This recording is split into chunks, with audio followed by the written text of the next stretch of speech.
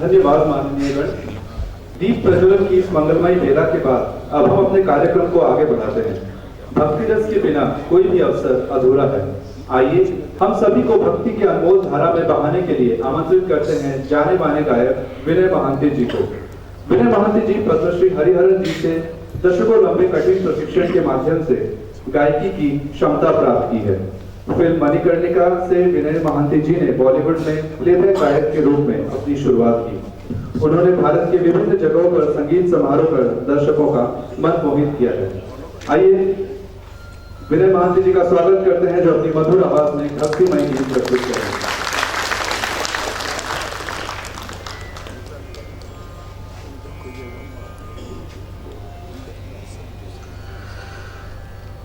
नमस्कार, सभी गुणीजनों को मेरा नमस्कार।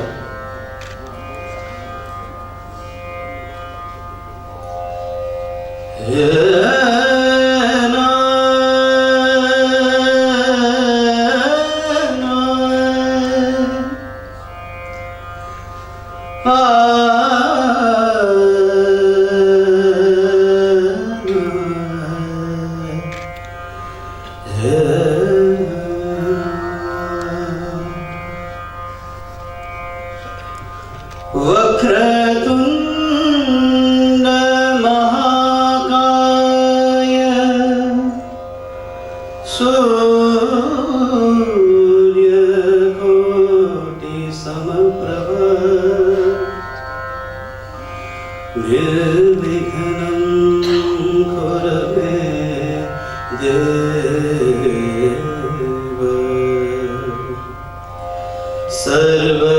सर्वकार्येषु सर्वदा।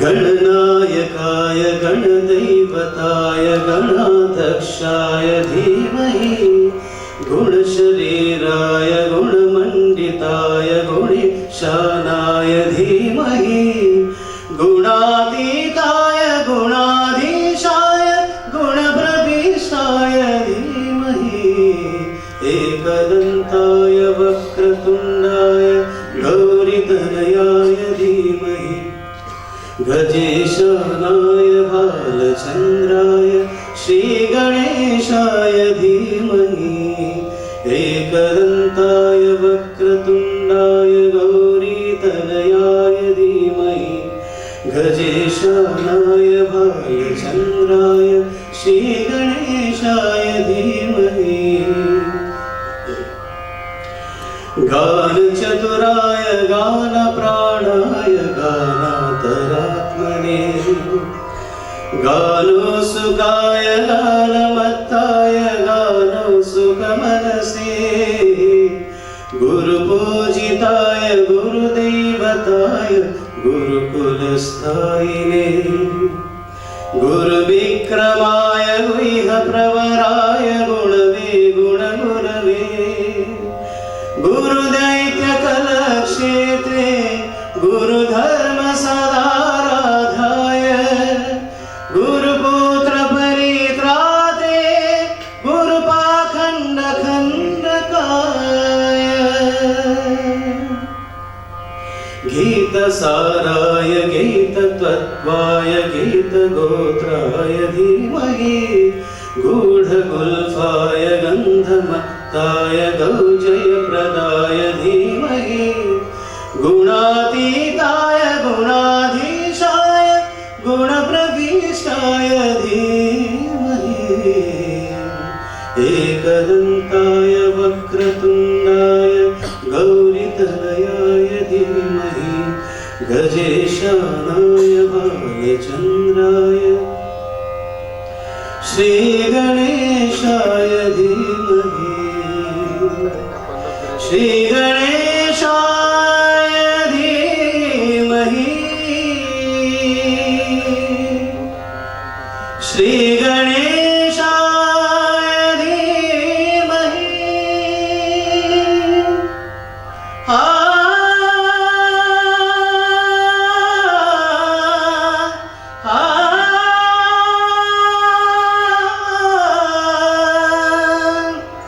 श्रीगणेशाय धीमहि श्रीगणेशाय धीमहि श्रीगणेशाय धीमहि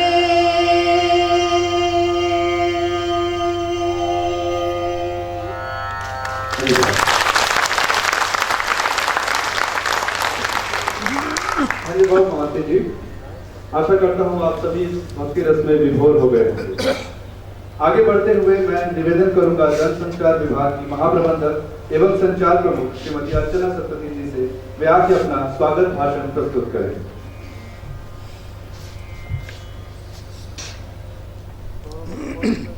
सभी को मेरा नमस्कार। हिंदी हिंदुस्तान को बांधती है। कभी गांधी जी ने इसे जनमानस की भाषा कहा था। उसी हिंदी भाषा हमारे राजभाषा के सम्मान में आयोजित इस कार्यक्रम में आज के कार्यक्रम के मुख्य अतिथि कार्यपालक निदेशक वर्क्स श्री एस.आर. सूर्यवंशी, सम्मानित अतिथि कार्यपालक निदेशक मानव संसाधन तथा परियोजना श्री तरुण मिश्र, कार्यपालक निदेशक वित्त एवं लेखा श्री अभय कुमार देवरिया, हमारे आज के कार्यक्रम के मुख्य वक्ता श्री संगीत वर्मा जी, उपस्थित समस्त मुख्य महाप्रबंधक, विभागीय मुख्य और अन्य वरिष्ठ अधिकारी, पुरस्कार विजेता एवं सहकर्मीगण। राउरकेला इस्पात संयंत्र के जनसंपर्क विभाग की राजभाषा यूनिट की तरफ से मैं आप सभी को इस पुरस्कार वितरण उत्सव में हार्दिक स्वागत करती हूँ। हम हर साल तो राजभाषा पखवाड़ा मनाते हैं, लेकिन इस साल कुछ खास है। 1925 में अखिल भारतीय कांग्रेस के कानपुर अधिवेशन में हिंदी को राष्ट्रभाषा के रूप में स्वीकार किया गया था और 14 सितंबर 1949 को भारतीय संविधान द्वारा हिंदी को राजभाषा के रूप में स्वीकृति मिली थी। और इस साल यानी 2024 में हम इसका 75 ईयर्स यानी 75 साल पूरे हो रहे हैं। इसीलिए इस साल राजभाषा हीरक जयंती मनाई जा रही है। इस वर्ष हिंदी दिवस का शुभारंभ 14 सितंबर को भारत सरकार के माननीय गृह मंत्री माननीय श्री अमित शाह जी की अध्यक्षता में अत्यंत भव्य तरीके से दिल्ली के भारत मंडपम में मनाया गया। इसमें सभी मंत्रालय, संबंधित एवं अधीनस्थ विभाग, संगठनों के प्रतिनिधियों ने भाग लिया। राउरकेला इस्पात संयंत्र में इस साल हम राजभाषा पखवाड़े के दौरान बहुत सारे कार्यक्रमों का आयोजन किए हैं। इस बार ज्यादा से ज्यादा कर्मचारियों को राजभाषा की धारा में जोड़ने के लिए 24 जून में क्विज प्रतियोगिता का आयोजन किया गया और इसमें करीब 850 कर्मचारी ने भाग लिया। इसके अलावा हम विधा से हस्ताक्षर अभियान को भी और सशक्त कर रहे हैं ताकि सेल मेल में भेजे गए सारे पत्रों में हमारे अधिकारियों के जो हस्ताक्षर होता है वो द्विभाषी हो और इसलिए हम राजभाषा अधिकारियों के लिए एक प्रतियोगिता का भी आयोजन किए हैं। और हमारा यहाँ मानना है कि आगे के दिन में हमारे सभी अधिकारियों के सेल मेल में द्विभाषी सिग्नेचर रहे। इस साल हम पहली बार ठेका श्रमिकों के लिए भी हिंदी क्विज का आयोजन किए हैं और उनको अभी यहाँ हम पुरस्कार दे रहे हैं। इसके अलावा लिप्यांतरण और स्कूली बच्चों के लिए खेल प्रतियोगिताएं भी आयोजित किया गया। पिछले साल की तरह इस साल भी कर्मचारियों की रचनात्मक प्रतिभाओं को निखारने के लिए हम ई पत्रिका राजभाषा राउरकेला इस्पात दर्पण प्रकाशित कर रहे हैं, जिसका अनावरण आज अभी थोड़ी देर में इसका के मुख्य अतिथि करेंगे। कुछ चुनी हुई कविताओं को लेकर आरएसटीवी में कल एक कविता पाठोत्सव का भी आयोजन किया गया था। हिंदी को बढ़ावा देने के लिए आरएसटीवी में समाचार, सोशल मीडिया आदि पर द्विभाषी संवाद आदि बहुत सारे पहल किए जा रहे हैं। आगे चल के हम देश के कुछ नामचीन कवियों को लेके एक भव्य सम्मेलन का आयोजन करने के लिए भी योजना बना रहे हैं। राजभाषा कार्यान्वयन की दिशा में हम जो कुछ करते हैं उन सभी कार्यों के पीछे यही उद्देश्य है कि कर्मचारियों को हिंदी में काम करने की प्रेरणा मिले, प्रोत्साहन मिले और हिंदी में उनकी रुचि बढ़े। इस क्षेत्र में आप सभी का सहयोग बेहद जरूरी है। हिंदी एक सहज, सरल और संवेदनशील भाषा है जिसको हम आसानी से व्यवहार कर सकते हैं। इंग्लिश और मैंडरिन के बाद हिंदी विश्व की तीसरी सबसे ज्यादा बोली जाने वाली भाषा है। इस जनवरी में लॉन्च हुए ऑक्सफोर्ड डिक्शनरी के संस्करण में 400 के करीब हिंदी शब्द है। अभी हाल ही में जोड़े गए कुछ शब्द हैं जैसे जुगाड़, दोस्ताना, दीदी, अच्छा, चमचा, चक्का जाम इत्यादि। और अभी मुझे हाल ही में पता चला कि फिजी का राजभाषा भी हिंदी है। अपनी मातृभाषा, राष्ट्रभाषा सीखना और व्यवहार में लाना हमारी संस्कृति और धरोहर को सम्मान देने का एक जरिया है। आजकल हिंदी लिखना काफी आसान हो गया है। जैसे कौन बनेगा करोड़पति में अमिताभ जी बोलते हैं हमारे कंप्यूटर जी बहुत ज्ञानी और गुणी है, तो कुछ सेकंड में आप इंग्लिश बोलिए या कोई भी भाषा बोलिए उसमें से हिंदी को ट्रांसलेशन हो जाता है।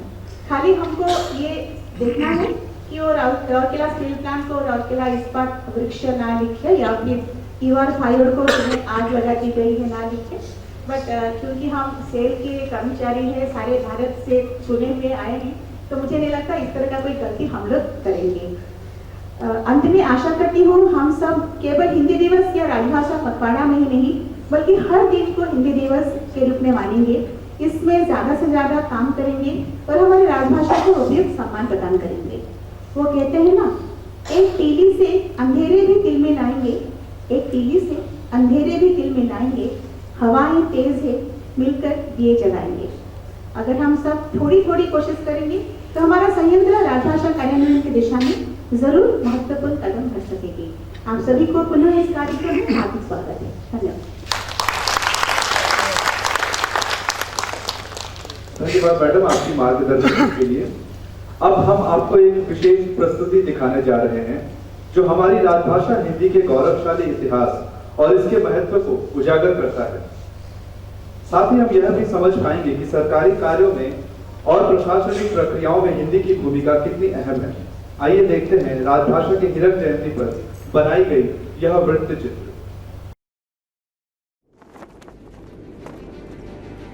शून्य से शिखर तक पहुंचने की मिसाल, गुलामी की जंजीरें तोड़कर मंगल ग्रह से आंखें मिलाने का कमाल, $5 ट्रिलियन की अर्थव्यवस्था हासिल करने की ताकत रखने वाले जिस देश का लोहा पूरी दुनिया मानती है वो है भारत। विश्व का सबसे बड़ा और गतिशील लोकतंत्र बनने का यह 78 साल का सफर पूरा नहीं हो पाता अगर हिंदी भाषा की गूंज और एकता ने देश को स्वतंत्रता दिलाने में महत्वपूर्ण भूमिका न निभाई होती। भारत में सबसे अधिक बोली जाने वाली भाषा, दुनिया की 5 शीर्ष बोली जाने वाली भाषाओं में से एक, दुनिया भर के लगभग 176 विश्वविद्यालयों में यह पढ़ाई जाती है और ये उन 7 भाषाओं में से एक है जिनका उपयोग वेब एड्रेस बनाने के लिए किया जाता है। भारत की राजभाषा हिंदी। भारत आज नई ऊंचाइयों की ओर अग्रसर है। नया भारत सशक्त, आत्मनिर्भर और मानवता का मददगार है। विश्व मंच पर हमारी पहचान एक विश्व शक्ति के रूप में हो रही है और हमारे आदरणीय प्रधानमंत्री जी ने हमें विश्व मित्र का मंत्र दिया है। स्वर्णिम भारत की इस वैश्विक यात्रा में हमारी भाषा हिंदी एक महत्वपूर्ण भूमिका निभा रही है। अलग अलग भाषाओं और बोलियों के बीच सेतु बनाकर उन्हें साथ जोड़कर रखने वाली भाषा हिंदी। आज जब हम भारत के बढ़ते कदमों के साथ विश्व मित्र के रूप में अपनी पहचान बना रहे हैं, राजभाषा के रूप में हिंदी भी अपनी गौरवशाली यात्रा के 75 वर्ष पूरे कर रही है। 75 वर्षों का ये सफर केवल समय का नहीं, बल्कि हमारी भाषा, हमारी पहचान और हमारी संस्कृति का भी है। इसका इतिहास सदियों पुराना है। हिंदी की जड़ें वैदिक संस्कृत में पाई जाती हैं। वैदिक काल में संस्कृत आर्य सभ्यता की प्रमुख भाषा थी, जिससे ज्ञान और संस्कृति का विस्तार हुआ। इसके बाद लौकिक संस्कृत का दौर आया, जिससे पाली और प्राकृत भाषाओं का जन्म हुआ। पाली बौद्ध धर्म की प्रमुख भाषा बनी, जबकि प्राकृत जैन धर्म और आम जनमानस की भाषा के रूप में उभरी। इन भाषाओं ने हिंदी के विकास की नींव रखी। मध्यकाल में हिंदी ने अपने साहित्यिक रूप को प्राप्त किया। यह वो समय था जब संत कबीर, तुलसीदास, मीराबाई और सूरदास जैसे महान कवियों ने हिंदी को अपने काव्य और भक्ति से समृद्ध किया। हिंदी साहित्य में भक्ति और प्रेम की भावनाएं उमड़ी और ये भाषा समाज के हर वर्ग में लोकप्रिय होने लगी। आधुनिक काल में हिंदी ने न केवल साहित्य में, बल्कि राष्ट्रीय एकता और स्वतंत्रता संग्राम में भी अपनी महत्वपूर्ण भूमिका निभाई। महर्षि दयानंद, स्वामी विवेकानंद, महात्मा गांधी, रविंद्रनाथ टैगोर, सुभाष चंद्र बोस, डॉक्टर भीमराव अंबेडकर, प्रेमचंद, भारतेंदु हरिश्चंद्र जैसी अनेक महान विभूतियों ने हिंदी को जन जन की भाषा बनाने में योगदान दिया। मैं अपनी झांसी नहीं दूंगी, तुम मुझे खून दो, मैं तुम्हें आजादी दूंगा। स्वतंत्रता मेरा जन्म सिद्ध अधिकार है, मैं इसे लेकर रहूंगा। अंग्रेजों भारत छोड़ो और मेरा रंग दे बसंती चोला, ऐसे नारे और गीतों की भाषा बनी ये हिंदी। गुजरात की पावन भूमि पर स्वामी दयानंद सरस्वती ने यह घोषणा की थी कि हिंदी ही वो माध्यम है जिसके द्वारा भारत को एक सूत्र में बांधा जा सकता है। महात्मा गांधी ने कहा था कि यदि देश की अखंडता के लिए पूरे भारत की कोई भाषा राष्ट्रभाषा बन सकती है तो वो केवल हिंदी ही है।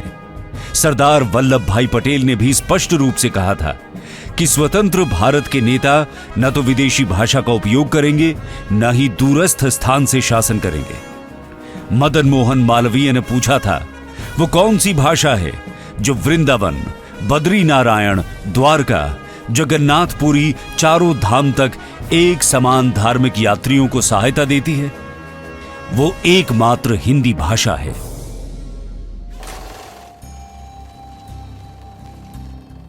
यही कारण था कि हमारे दूरदर्शी संविधान निर्माताओं ने गहन विचार विमर्श के बाद 14 सितंबर 1949 को एक मत से हिंदी को संविधान सभा में राजभाषा का दर्जा प्रदान किया। इस महत्वपूर्ण निर्णय को एक मत में लाने और हिंदी को राजभाषा का सम्मान दिलाने में कन्हैयालाल माणिकलाल मुंशी और श्री एन गोपाल अयंगर के मुंशी अयंगर फॉर्मूले का योगदान अत्यंत महत्वपूर्ण और प्रशंसनीय रहा। 26 जनवरी 1950 को संविधान लागू हुआ, जिसके तहत हिंदी को भारतीय संघ की संविधान द्वारा स्वीकृत राजभाषा घोषित किया गया।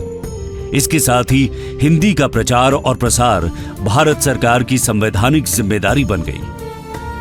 आज ये पहली बार है कि हमारा अपना संविधान हुआ है और हम अपने संविधान में एक ऐसी भाषा का उपबंध करने जा रहे हैं जो संघ के प्रशासन की भाषा होगी और वो भाषा समय की आवश्यकताओं के अनुरूप विकसित होगी।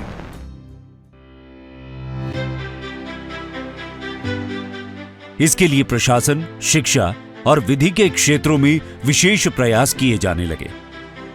प्रशासन के क्षेत्र में हिंदी का प्रयोग अधिक से अधिक हो सके और इन सेवाओं में कार्यरत पदाधिकारी अपने दिन प्रतिदिन के कामकाज में हिंदी का प्रयोग कर सके, इसका दायित्व गृह मंत्रालय को सौंपा गया। न्याय और न्यायालय में हिंदी का प्रयोग अधिक हो सके, इसका दायित्व विधि मंत्रालय को दिया गया तथा शिक्षा के माध्यम के रूप में राजभाषा हिंदी का प्रयोग बढ़े, इसकी व्यवस्था का दायित्व शिक्षा मंत्रालय को दिया गया। संविधान के अनुच्छेद 344(1) के तहत राष्ट्रपति जी के आदेश से खेर आयोग का गठन हुआ, जिसकी रिपोर्ट 31 जुलाई 1956 को प्रस्तुत की गई और रिपोर्ट पर विचार हेतु तत्कालीन गृह मंत्री श्री गोविंद वल्लभ पंत की अध्यक्षता में संसदीय समिति गठित की गई।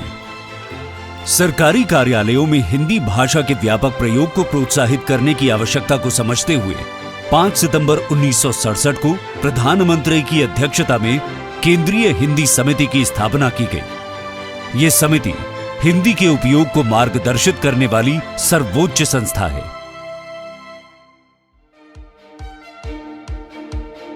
सरकारी कामकाज में हिंदी के उपयोग को बढ़ावा देने के लिए गृह मंत्रालय ने 25 जून 1975 को राजभाषा विभाग की स्थापना की।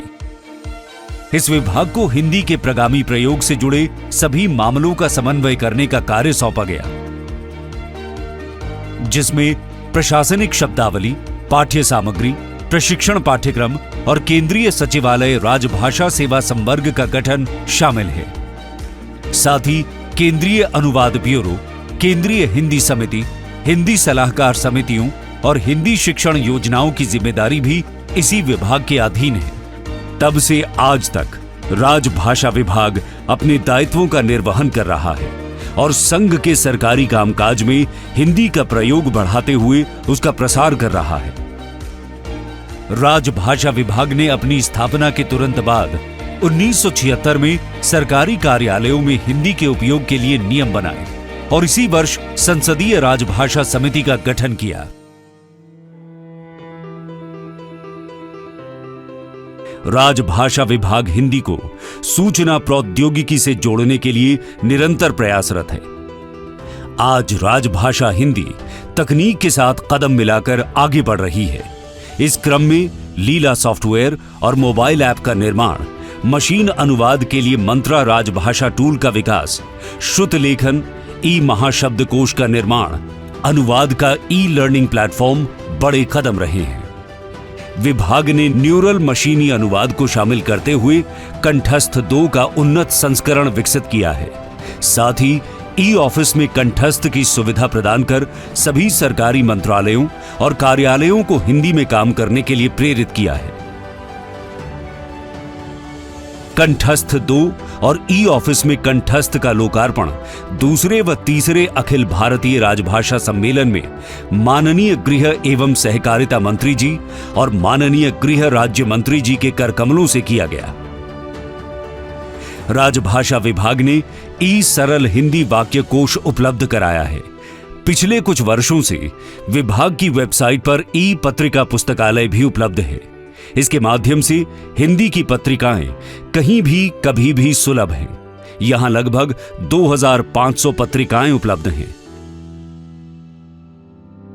राजभाषा विभाग ने केंद्रीय हिंदी निदेशालय और वैज्ञानिक एवं तकनीकी शब्दावली आयोग के सहयोग से हिंदी शब्द सिंधु डिजिटल शब्दकोश का भी निर्माण किया है। यह पूर्णतः डिजिटल और खोज परक है, जिसमें अनुसूचित भारतीय भाषाओं के शब्द भी शामिल हैं, जिससे भाषाई समन्वय बढ़ा है। वर्तमान में इसमें 4,80,000 से अधिक शब्द हैं। ये राजभाषा विभाग की एक अनूठी पहल है, जिसमें 2 मंत्रालय मिलकर काम कर रहे हैं। राजभाषा विभाग का एक और प्रयास शीघ्र ही भारतीय भाषा अनुभाग के रूप में सामने आने वाला है, जिसके अंतर्गत भारतीय भाषाओं में अनुवाद की व्यवस्था विकसित कर भाषाई सौहार्द विकसित किया जाएगा।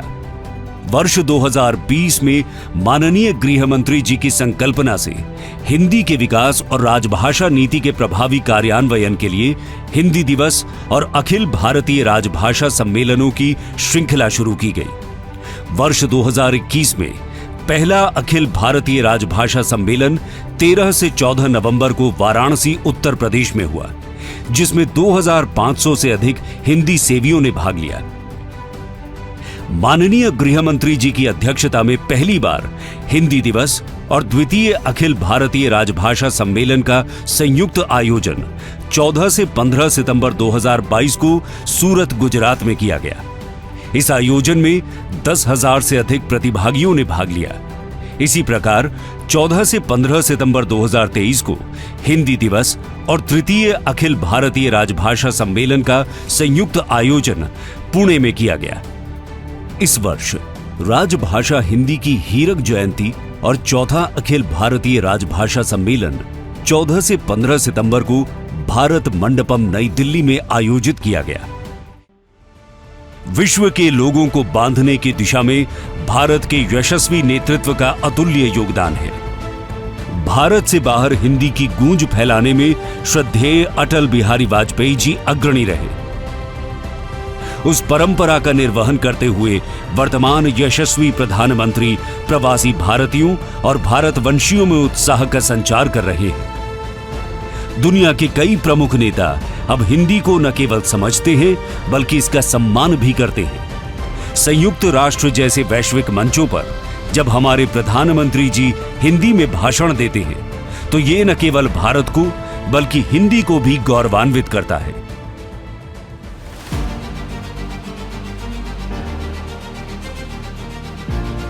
आज हिंदी केवल एक भाषा नहीं बल्कि एक धारा है जो हमारे जीवन के हर पहलू में बहती है। ये हमारे साहित्य का रत्न है, हमारे सिनेमा का आधार है और हमारे संवाद का माध्यम है। आज जब हम विश्व मित्र के रूप में उभर रहे हैं, हमारी भाषा हिंदी भी दुनिया में अपनी जगह बना रही है। ये एक संकेत है कि भाषा की शक्ति केवल संवाद तक सीमित नहीं है बल्कि ये सांस्कृतिक और राजनीतिक जुड़ाव का माध्यम भी बन सकती है। 21वीं सदी भारत की सदी है। 78 साल की यात्रा के बाद भारत एक नए मुकाम की ओर बढ़ रहा है।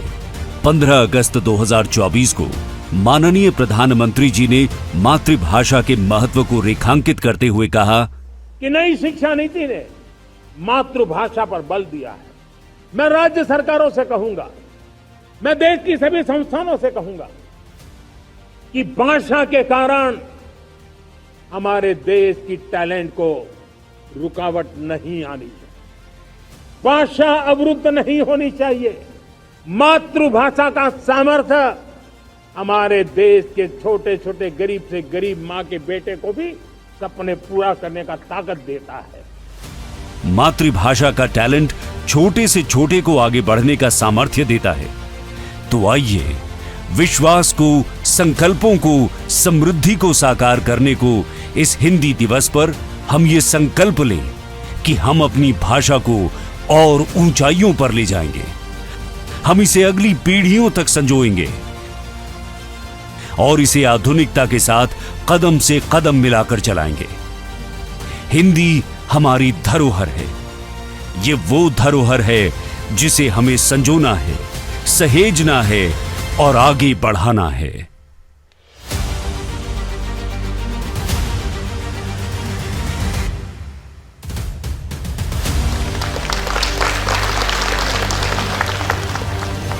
आशा करता हूं इस वृत्त चित्र के माध्यम से आप सभी ने हिंदी की समृद्ध इतिहास और इसके गौरवशाली भविष्य का अवलोकन किया।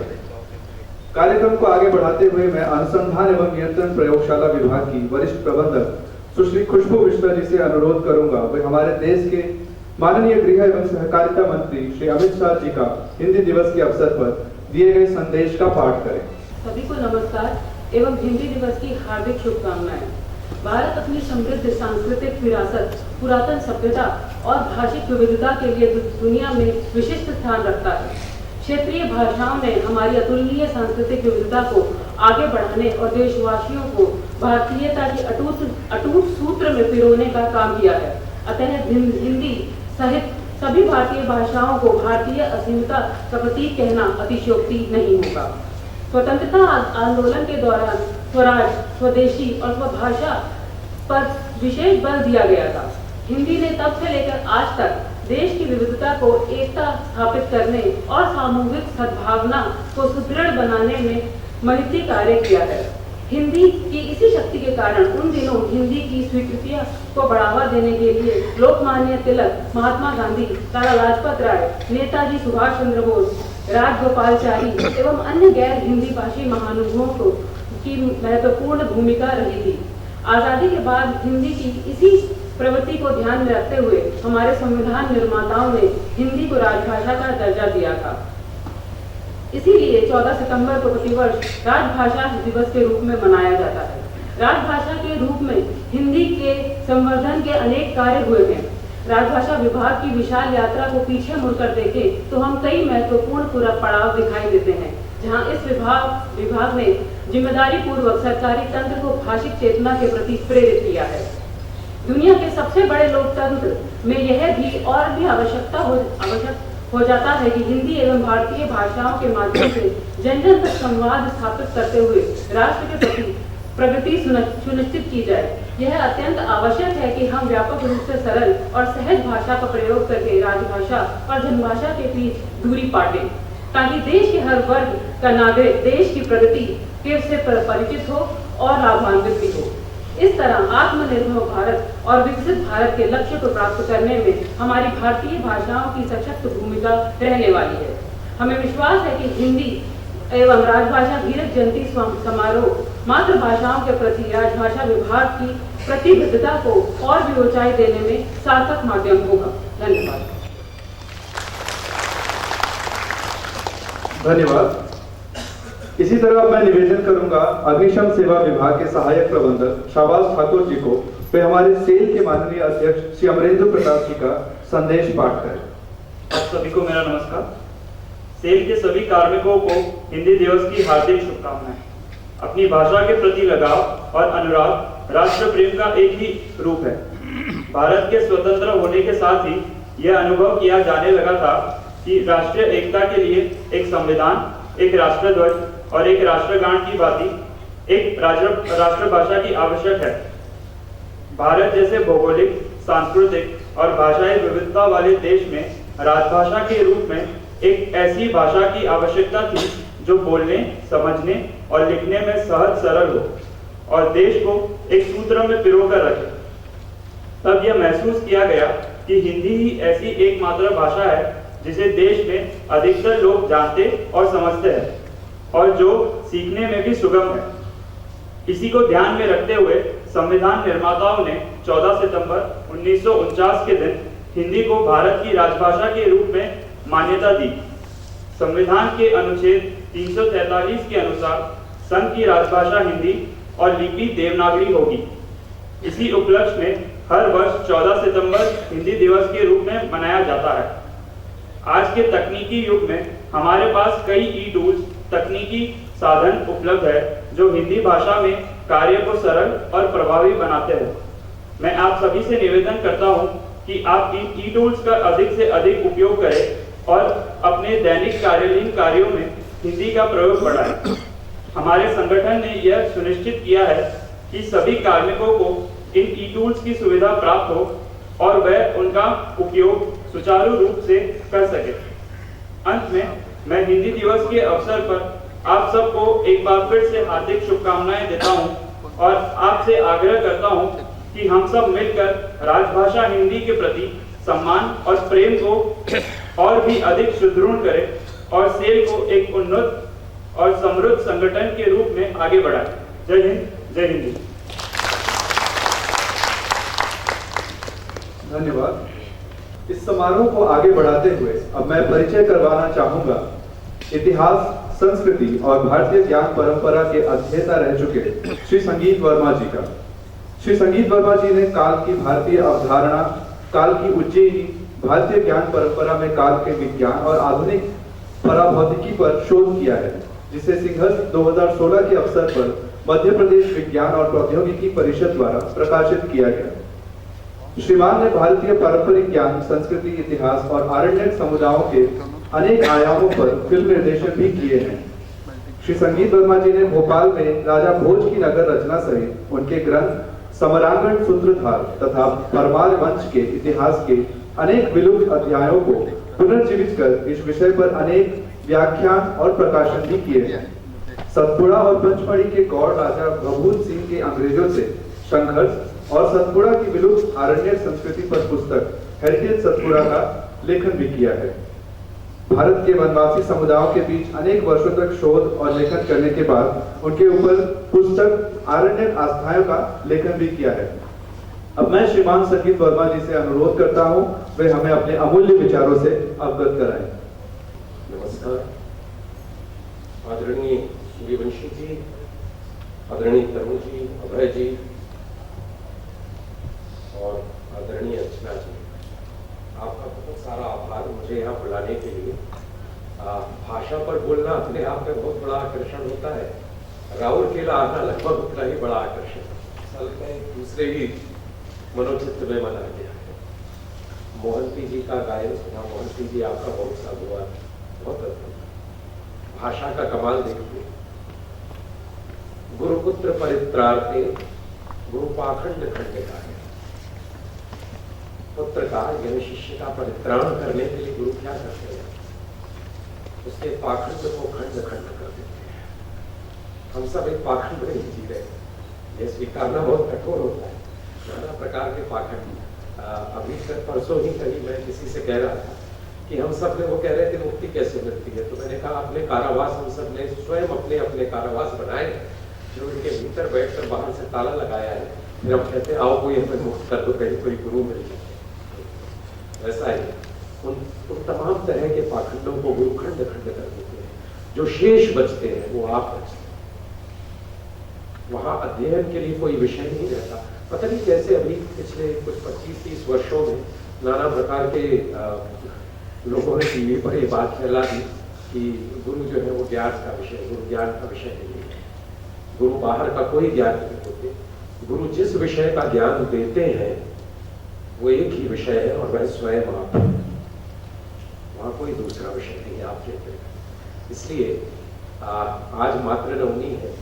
हमारे यहाँ आज परंपरा में, पितृपक्ष में सारी माताओं का सारे जन्मों में और इस जन्म में मेरी दादी, परदादी, नानियां, ऐसी स्कूल की टीचर्स जिन्होंने मुझे उंगली पकड़कर चलाया, जो मातृतुल्य देवियां जो इस दुनिया में नहीं है, उनका श्राद्ध किया जाता है। तो आज मैं गया था कोयल नदी के तट पर सुबह श्राद्ध करने। मुझे एक बात ध्यान में आई। डॉक्टर कपिल तिवारी जी कहते हैं लोक क्या है। हमारे यहाँ बार बार ये बात आती है, लोक और शास्त्र।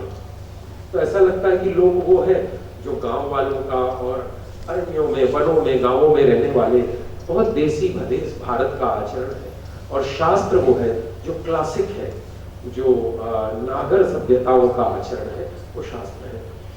कपिल जी ने इस पर बहुत अच्छी बात कही। उन्होंने कहा ये नहीं है, लोक और शास्त्र कोई ज्योग्राफिकल डिवीजन या भौगोलिक पहचान नहीं है। और बहुत सुंदर बात, और उन्होंने शास्त्रों से ही इस बात को सिद्ध किया। उन्होंने कहा कि षट मातृकाएं, 6 माताएं जहां जहां है, जहां जहां तक उनका विस्तार है, चाहे वो न्यूयॉर्क में ही क्यों ना हो, यूरोप में ही क्यों ना हो, वहां तक भारत की लोक संस्कृति है, वहां तक भारत का लोक है। मैंने कहा वो कौन सी 6 माताएं हैं? तो उन्होंने कहा सबसे पहले स्त्री माता। स्त्री को भारत में मां माना गया है। जहां जहां स्त्री को मां माना जाएगा वो भारत की लोक संस्कृति है। दूसरा उन्होंने कहा गौ माता। जहां तक गौ को माता का दर्जा मिलेगा वहां भारत की लोक संस्कृति है। तीसरा नदी माता। चौथा प्रकृति माता। 5वां तो प्रकृति माता। और 6वीं भाषा माता। एकमात्र विश्व की संस्कृति जो कहती है यह हमारी मातृभाषा है। 6वीं माता भाषा माता है। भाषा को मां क्यों कहा इस पर बाद में आएंगे। उसके ऊपर जो 7वीं मां है वो है मां जगदम्बा, जो इन 7 माताओं का जो रूप है वो उन्हीं का स्वरूप है। तो पृथ्वी माता, नदी माता, स्त्री माता, प्रकृति माता, नदी माता, भाषा माता और मां परात्मा। जहां तक मैं यूरोप में रह रहा हूं, मैं रूस में रह रहा हूं, मैं अमेरिका में रह रहा हूं, लेकिन अगर मेरी आस्था इन 6 माताओं में है तो वहां तक भारत के लोक का विस्तार है। लोगों ने नाम तो रखा लोकसभा, दिया, उसे शास्त्र सभा नहीं कहा। लोक इसलिए कहा क्योंकि शास्त्र भी कहता है कि जहां पर वे भ्रम हो तो शास्त्र को लोक की ओर देखना चाहिए, क्योंकि शास्त्र रुका हुआ है और लोक एक संस्कृति की नदी की तरह है जो सदा प्रवाहित है। क्योंकि हम लोग सब यहाँ, मेरे ख्याल से अधिकांश लोग साइंस के बैकग्राउंड के होंगे, विज्ञान के होंगे, तो एक दूसरे ही पहलू से बात शुरू करते हैं भाषा पर। निकोल टेस्ला ने एक बहुत अच्छी बात कही। उन्होंने कहा, खैर उनकी तो सारी बातें अच्छी है निकोल टेस्ला की। निकोल टेस्ला ने कहा, if you want to understand the universe, try to understand frequencies. अगर आप इस ब्रह्मांड को समझना चाहते हैं, इसके विज्ञान को, ये कैसे चलता है, कैसे बनता है, कैसे काम करता है, तो फ्रीक्वेंसीज पर ध्यान दीजिए। अब हाल ही में स्ट्रिंग थ्योरी ऑफ यूनिवर्स आई है डॉक्टर मिशियो काकू की, तो उन्होंने बड़ी मजेदार बात कही है और अभी अभी उसी के लिए नोबेल पुरस्कार 3 वैज्ञानिकों को मिला है। उन्होंने कहा कि भौतिक कुछ है ही नहीं, स्थूल कुछ नहीं है, ठोस कुछ है ही नहीं, ये जो आपको हमको दिखता है ये भ्रम है। उसका रैशनल जो है, उन्होंने कहा देखिए साहब, एक एटम जो है, हम सब एटम से ही बने, हर ठोस वस्तु एटम से बनी है, 5 चीजें पृथ्वी जल अग्नि वायु आकाश एटम से है। तो उन्होंने कहा एटम के भीतर जाइए तो क्या है, इलेक्ट्रॉन, प्रोटॉन और न्यूट्रॉन, और प्रोटॉन के भीतर जाइए तो क्या है, तो 3 क्वार्क्स हैं, 2 अप एंड 1 डाउन, 3 क्वार्क्स हैं। क्वार्क के अंदर जाइए तो क्या है, 3 मैसिव वेक्टर बोसॉन्स हैं, जो कि अल्टीमेट पार्टिकल है, उससे आगे कोई पार्टिकल है नहीं उससे छोटा। परंतु जब आप एक मैसिव वेक्टर बोसॉन को देखते हैं, 3 तरह के हैं, W+, W- और Z। तो जब आप एक सृष्टि के सबसे छोटे कण को देखते हैं, जिसको लेकर के अभी मैसिव बोसॉन एक्सेलरेटर पर काम हो रहा है, तो हैरान हो जाते हैं इस बात को लेके कि वो फिजिकल पार्टिकल है ही नहीं, वह ऊर्जा की एक तरंग है। It is a vibration of energy in time and space.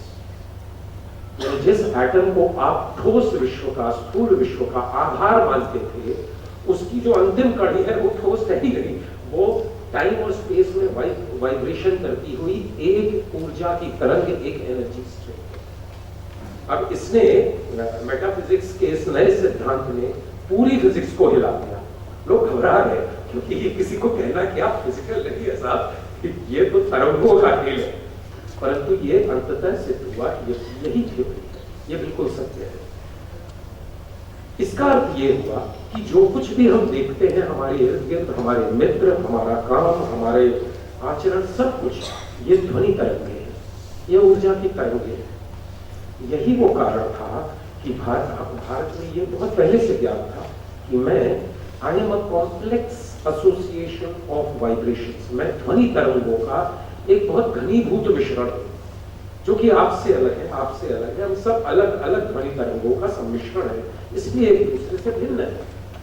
अब जब मेटाफिजिक्स इसको इस तरह देखता है तो हमें यह भी समझ में आता है कि यदि मुझे अपने भीतर कोई सकारात्मक बदलाव लाना है, यदि मुझे अपनी चेतना को उठाना है, यदि मुझे सृष्टि के ज्ञान से जोड़ना है, तो उसका एक ही तरीका है, इन ध्वनि तरंगों को, जिसको मैं अपने इस अस्तित्व के रूप में लेकर घूम रहा हूं, किसी और ध्वनि तरंग का इस पर होगा।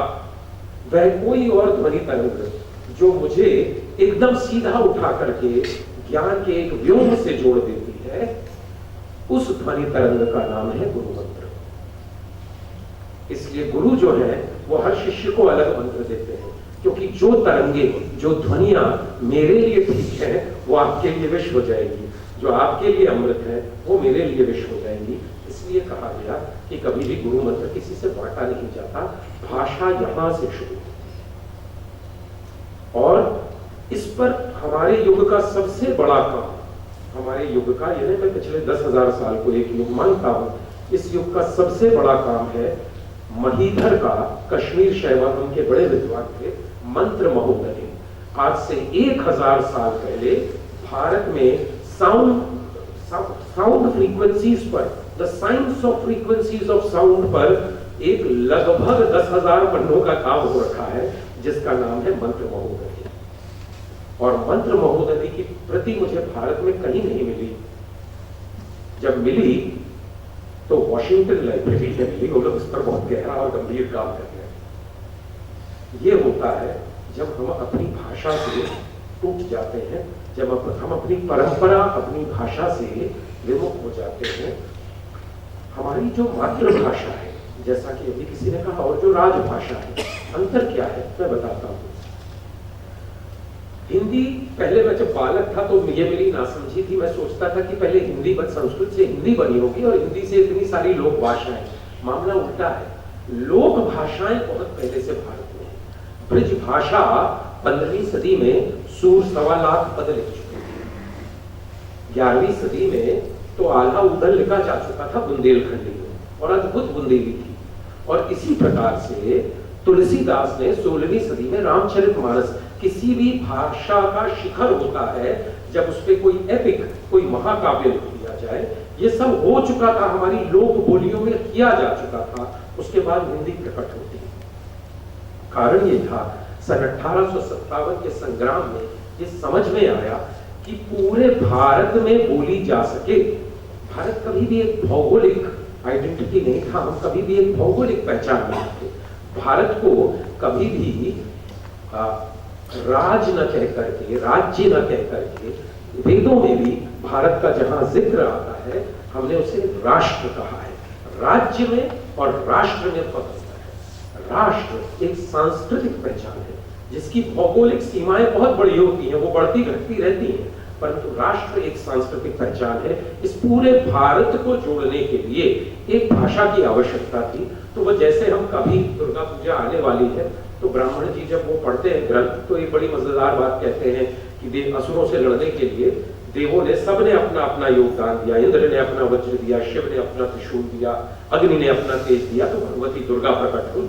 ये ऐसा कैसे है? हिंदी का मामला लगभग वैसा था। बुंदेलखंडी ने भी, बुंदेली ने भी अपना योगदान दिया, मराठी ने भी अपना योगदान दिया, उड़िया ने भी अपना योगदान दिया।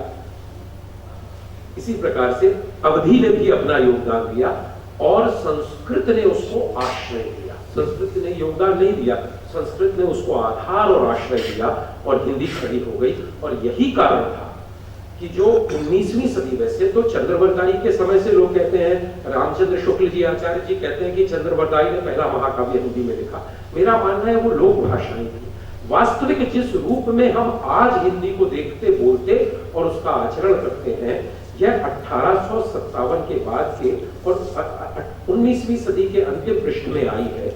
और कमाल की बात यह है कि 1901 में पहला गद्य, पहला आलेख इसमें भारतेंदु लिखते हैं और 10-20 साल के अंदर ही दुनिया की एकमात्र भाषा जिसने जन्म लेते ही महाकाव्य रच दिया।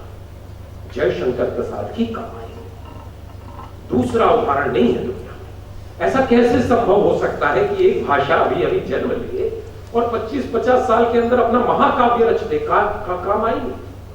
वो इसलिए संभव था कि हिंदी कोई भाषा थी ही नहीं, हिंदी एक प्लेटफॉर्म थी, हिंदी एक मंच थी जिसपे सारे भारत की भाषाओं ने आकर के एक दूसरे से समागम किया और अपना एक ऐसा स्वरूप बना के आगे बढ़ाया जो कि लगभग पूरे भारत को बांध ले।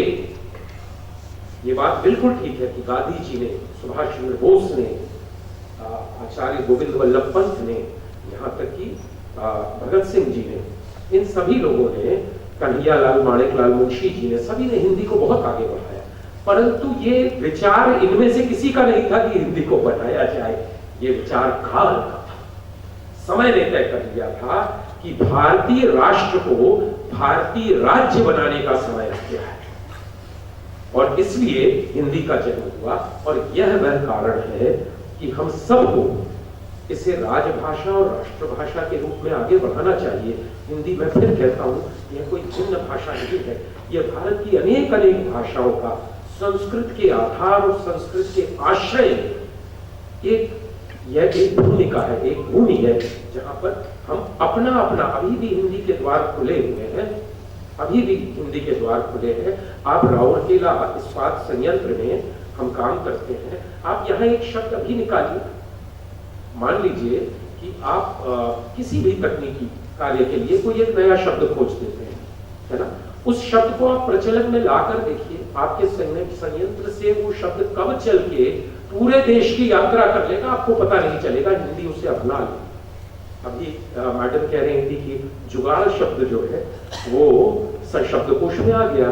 जुगाड़ कहां से आया? देखिए वो देसी विदेश शब्द था, चलाया, चल गया, आ गया। हिंदी इतने खुले द्वार की भाषा है और वो एक प्लेटफॉर्म है, इसलिए उसके द्वार कभी बंद नहीं होते। वो एक ओपन प्लेटफॉर्म है, एक खुला मंच है। क्यों आवश्यक है ये करना? ये करना क्यों आवश्यक है? क्यों मेहनत करें हिंदी के लिए? सरकार कहती है, इसलिए सरकार के कहने पे बिल्कुल मत करें, क्योंकि ये किसी भी राष्ट्र के पराभव की निशानी है कि उसके सांस्कृतिक दायित्व सरकार निभाए। ये राष्ट्र के लिए अंतिम चेतावनी होती है कि जो सांस्कृतिक दायित्व है वो समाज के हैं, राष्ट्र के नहीं। फिर कहिएगा, जब ये अंग्रेजों का शासन था तब तो कुंभ मेले के लिए पैसा अलॉटमेंट आता नहीं था 10-20 हजार करोड़, तो क्या कुंभ मेला नहीं होता था? मैंने ये बात अभी पिछले कुंभ मेले में कही अपने वक्तव्य में कि भाई मिनिमम गवर्नमेंट रखिए कुंभ मेले में, कृपया। समाज को ये आदत मत डालिए। पहले क्या होता था, समाज के जितने बड़े अखाड़े हैं वो कैंप लगाते थे, वो व्यवस्थाएं कर, समाज की जिम्मेदारी थी, सब कुछ सरकार ने, हम करेंगे, आप बस आ जाइए। ये ठीक नहीं है। इसी प्रकार भाषा को इसलिए मत, भाषा पर काम करिए कि सरकार कहती है आप ये देखिए कि भाषा आपके जीवन में कितनी आवश्यक है, इसलिए करिए। उदाहरण की बात कहता हूँ, अभी मैं सर से बात कर रहा था, तरुण जी से, मैं थोड़ा सा, क्योंकि मैं स्वयं मैकेनिकल इंजीनियर हूँ, घूमता भटकता भाषा और ज्ञान परंपरा के क्षेत्र में आ गया। मुंबई में बैठा था, वहाँ एक प्रोजेक्ट चल रहा है, तो एक होटल है सन एंड सैंड, तो बिल्कुल समंदर के किनारे, वहाँ पर एक कविराज बैठे थे, शायर बैठे थे। तो मैंने उनसे कहा कि साहब बारिश हो रही है, समंदर है, कुछ तो कह दीजिए, कुछ तो सुना दीजिए। तो वो अपना, उनका जैसा है शाम का, वो बैठ करके अपने गमगीन से बैठे हुए। मैंने कहा चलिए चलते हैं किनारे तक समंदर के, वहां चल के आपको कुछ ध्यान देना आएगा। तो उन्होंने मुझे देखा, मुस्कुराया और बोले, चलो ना साथ चलते हैं समंदर के किनारे तक, किनारे पर ही देखेंगे किनारा कौन करता है। ये सुंदरता, ये कहां गई? ये छंद कहां गया? आप नोट करिए, आप नोट करिए, छंद कहां गया? आखिरी कवि हिंदी के जो छंद में लिखते थे वो थे भवानी प्रसाद मिश्र। भवानी जी के जाने के बाद भारत की हिंदी से छंद गायब हो गया, मीटर गायब हो गया, म्यूजिक गायब हो गया। हमारे वेद छंदों में रचे हैं, हमारा वेदांग साहित्य छंदों में रचा गया, श्रीमद् भागवत गीता, हमारा जितना साहित्य उसका नाम ही गीता है, उसे गाया जाता है। भारत ने कभी भी कुछ भी ऐसा न बनाया न स्वीकार किया जिसमें सौंदर्य बोध न हो। आप उड़ीसा में रहते हैं, उड़ीसा सौंदर्य बोध का तो हिमालय है। यहाँ आदमी दिया भी बनाता है तो उसके नीचे भी अलंकरण कर देता है। कुछ ऐसा नहीं कि उसके बिना उसका दिया नहीं दिखेगा, पर वो उसके मटका भी बनाएगा तो उसमें 4 लाइनें बना देगा। भारत सुंदरता के बिना किसी चीज को ग्रहण नहीं करता। दुर्भाग्य ऐसा है कि पिछले 50 सालों से हम अपनी सबसे बड़ी भाषा हिंदी को बिना किसी अलंकरण के चबाए जा रहे हैं। ये समस्या है। जब कविता, जब काव्य, जब छंद, जब रस किसी भाषा से गायब होता है तो ये परिणाम होता है। और उसका परिणाम देखिए, आप गीत देखिए 60 के दशक के जो लिखे जा रहे थे, आप गीत देखिए 70 के दशक में जो लिखे जा रहे थे, और आज वो गीत देखिए जिनको परिवार के साथ बैठ के सुना भी नहीं जा सकता है। ये होता है जब भाषा होती है। इसलिए आपको हिंदी के छंद में लौटना होगा, क्योंकि आपको अपने जीवन में छंद चाहिए, क्योंकि आपको अपने जीवन में रस चाहिए, क्योंकि आपको अपने जीवन में संस्कार चाहिए। ये सोचने की गलती मत करिएगा कि भाषा का परित्याग करके आप बाकी सब बचा लेंगे। भाषा गई, सब गया। कैसे हुआ? बड़ी अजीब सी बात हुई। हम बहुत अच्छी, हिंदी के 2 ही आधार थे। एक हिंदी का आधार था शास्त्र। आचार्य हजारी प्रसाद द्विवेदी जी कहते हैं, भाई देखिए, जो जयशंकर प्रसाद जी ने कामायनी की रचना की, वह वास्तव में कश्मीरी शैवागम का प्रतिविज्ञा दर्शन था। यानी वो ये बता रहे हैं कामायनी के काव्य की एक गाथा से कि वास्तव में एक मानव जीवन की यात्रा कैसी होती है, एक गृहस्थ और एक आसक्त जीवन से एक मुक्ति के जीवन की ओर। उसमें उन्होंने वैसे ही नाम लिए हैं, किसी का नाम माया लिया है, किसी का नाम हंस लिया है, इस तरह की चीजें। तो वो कश्मीरी शैवागम, कश्मीर की जो शैव परंपराएं हैं उनका महाकाव्य है, उसके आधार पर है। अगर आप महादेवी वर्मा को पढ़ेंगे तो दरअसल वह उपनिषदों के ज्ञान को छायावाद में ला रही हैं और वो रहस्यवाद बन रहा है। तो शास्त्र का आधार था। दूसरा आधार हिंदी का था, लोक का आधार। वो बहुत मजेदार था, वो आम आदमी के लिए बहुत अच्छा था। जिस खेत में आल्हा गरजे हाथी खेत छोड़ बन जाए, तो इस तरह की चीजें जो थी वो आम लोगों को बड़ा रोमांचित करती थी। लोक और शास्त्र के इन दो सुंदर पावों पर नृत्य करती हुई हिंदी आगे बढ़ रही थी। अचानक यूरोप में एक घटना घटती है। यूरोप में लोग कहते हैं हमें पोएट्री नहीं चाहिए, और वो पोएट्री को तोड़ते हैं। वो पोएट्री के सारे नियमों को तोड़ करके प्रोज पोएट्री बना देते हैं, जो वास्तव में पोएट्री नहीं है, लेकिन सुनने में ऐसा लगता है कि ये पोएट्री। ऐसा लगता है दो लोग बात कर रहे हैं, उसमें छंद खत्म हो जाता है। अब भारत में एक बहुत बड़ा वर्ग उस समय ऐसा बैठा हुआ शासन में भी था जो ये मानता था कि भैया सब कुछ यूरोप से आता है, तो जो यूरोप का विमर्श है वो हमारा विमर्श है, जो यूरोप की सोच है वो हमारी सोच है, जो यूरोप की प्रॉब्लम्स है वो हमारी प्रॉब्लम्स है। अब उस जमाने में यूरोप के इतने अधिक आग्रह ने ये किया कि अगर यूरोप ने प्रोज पोएट्री की है तो हम भी प्रोज पोएट्री करेंगे, तो नई कविता हो गया सत्यानाश। छंद चला गया, सुंदरता चली। और आज हम वहां खड़े हैं कि यूरोप, तो अब देख लीजिए आप यूरोप की स्थिति क्या है। पूरे वेस्ट में इस समय नशे की स्थिति क्या है, शिक्षा की स्थिति क्या है, सामाजिक मूल्य कितने बचे। ये होता है जब आप अपने जीवन से छंद को मिला करते हैं। ये होता है जब आप अपने जीवन से पोएट्री और म्यूजिक को मिला करते हैं। उसको हल्के में मत लीजिएगा, वो इतना गहरा प्रभाव डालेगा। और आज आप वो होता हुआ भारत की सड़कों पर देख रहे हैं। ये अपनी भाषा की सुंदरता, अपने भाषा की लय, अपने भाषा के छंदों, अपनी भाषा के श्रृंगार, अपनी भाषा के अलंकरण, इनको त्याग देने का कमाल है। मैं बहुत छोटा था, मेरी माँ हिंदी की शिक्षिका थी, तो 7-8 वर्ष की आयु रही होगी, श्रृंगार रस का श्र भी नहीं पता था। परंतु माँ ने मुझे जो पहला हिंदी का छंद पढ़ाया वो गहरे श्रृंगार का था। वो था अमी हलाहल मद भरे श्वेत श्याम रतनार, जियत मरत जुगी जुगी परत जेहि चितवत एक बार।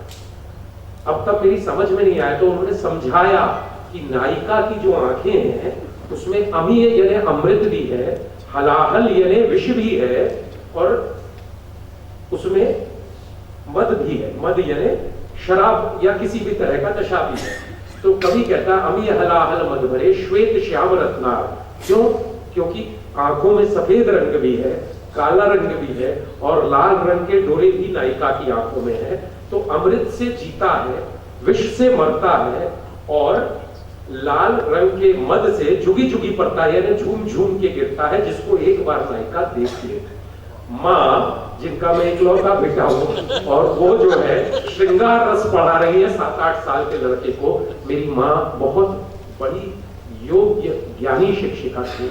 वो जानती थी कि बेटे का पहला संस्कार जो है वो श्रृंगार रस में ही होना चाहिए। अगर इसके जीवन में श्रृंगार नहीं होगा तो इसके जीवन में कोई रस शेष नहीं बचेगा। ये बहुत गंभीर बात है, इसको समझिए। हमें अपने जीवन में रस चाहिए। उदाहरण देता हूं, गीता में कृष्ण कह रहे हैं, देखिए कितना अब्यूज हुए हैं। गीता में श्री कृष्ण कह रहे हैं अर्जुन से, अर्जुन न असते विद्यते भावो न अभावो विद्यते सत्य। हे अर्जुन, असत में कोई भाव नहीं है और अभाव में कोई सत नहीं है। असत में कोई भाव नहीं होता और अभाव में कोई सत नहीं होता। कृष्ण के कहने का मतलब है कि जिसमें भाव नहीं है वो बेचारा अभाव। हम क्या समझते हैं? अभाव में वो है जिसके पास रुपया पैसा नहीं है। आप समझते रहिए, कृष्ण के हिसाब से तो अभाव वो है, अभाव जिसके पास भाव नहीं है। भाव तो भाषा ही होती है। तो हमारी आने वाली पीढ़ियां भाव से भरी हो, हमारे आने वाले समय में भाव से युक्त हमारी संस्कारित पीढ़ियां बने, रसों से ओतप्रोत हो जीवन। इसी शुभकामना के साथ आप सबका फिर से बहुत धन्यवाद।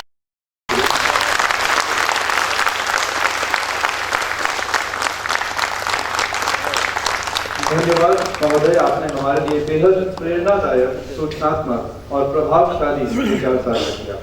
अब मैं अनुरोध करूंगा हमारे मुख्य अतिथि माननीय श्री शरद सूर्यवंशी जी को हमारे मुख्य वक्ता श्री संजीव वर्मा जी का उत्तरीय एवं स्मारकी से सम्मानित करें।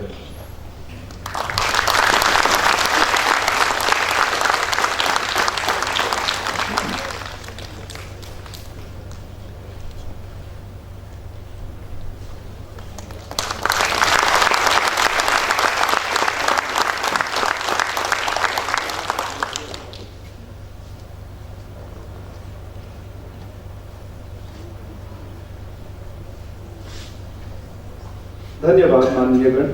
आज के शुभ अवसर पर हम माननीय मुख्य अतिथि के कर कमलों से राउरकेला इस्पात दर्पण के ई संस्करण का विमोचन करेंगे। राउरकेला इस्पात संयंत्र के कर्मचारियों द्वारा रचनात्मक लेखों का, चाहे वो लघु कहानी हो या कविता, ओडिया एवं हिंदी भाषा में इस राउरकेला इस्पात दर्पण में एकत्र करके दर्शाया गया है। यह पत्रिका पिछले कई सालों से राउरकेला इस्पात संयंत्र के राजभाषा यूनिट से निकाला जाता है। मैं अनुरोध करूंगा माननीय मुख्य अतिथि श्री शरद सूर्यवंशी जी को रिमोट बटन दबाकर इस पत्रिका का विमोचन करें।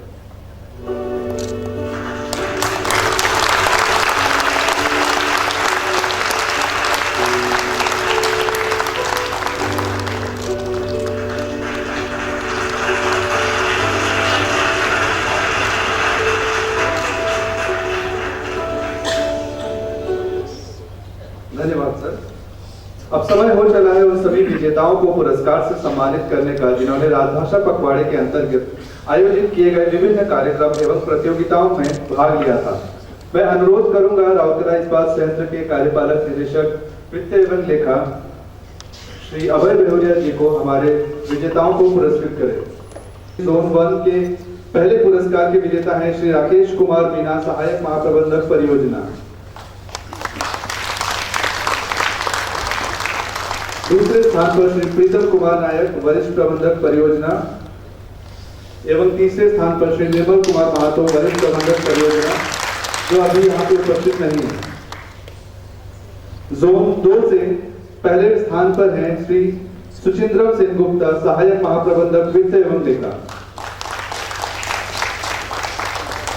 द्वितीय स्थान पर श्री बसंत कुमार सिंह, महाप्रबंधक वित्त एवं लेखा एवं तीसरे स्थान पर श्री देवाशीष साहू, वरिष्ठ कार्यपालक सहायक वित्त एवं लेखा।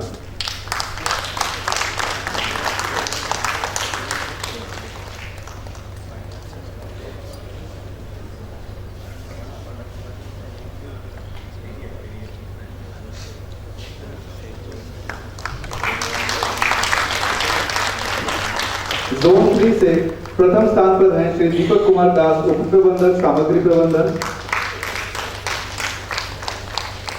दूसरे स्थान पर श्री सुकांत कुमार पाटी, उप प्रबंधक सामग्री प्रबंधन एवं तीसरे स्थान पर श्री एम चंद्र कुमार, उप प्रबंधक सामग्री प्रबंधन।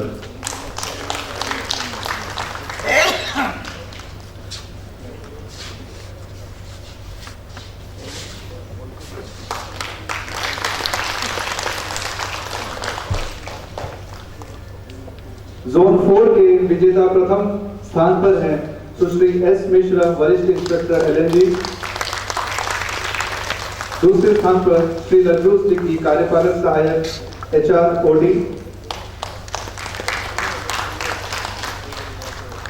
एवं तीसरे स्थान पर श्री ब्रह्मानंद करण, वरिष्ठ इंस्पेक्टर LNG।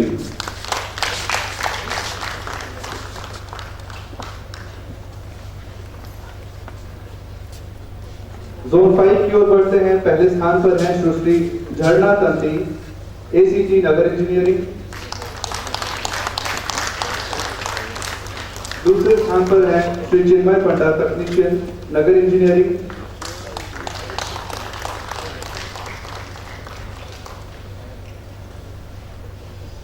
एवं तीसरे स्थान पर हैं श्री अशोक कुमार, जो कि शारीरिक अक्षमता के कारण यहाँ आना उनका संभव नहीं होगा, मैं श्री शशांक पटनायक जी को अनुरोध करूंगा उनका पुरस्कार उनके स्थान पर समर्पित कर दें। श्री अशोक कुमार,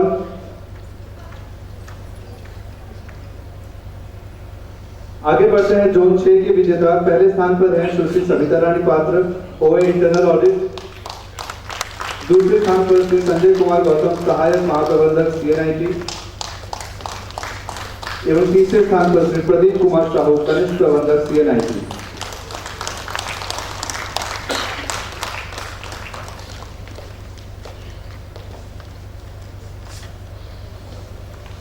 जोन 7 के पहले स्थान पर हैं Shri Pintu Behera, OCT RNC lab.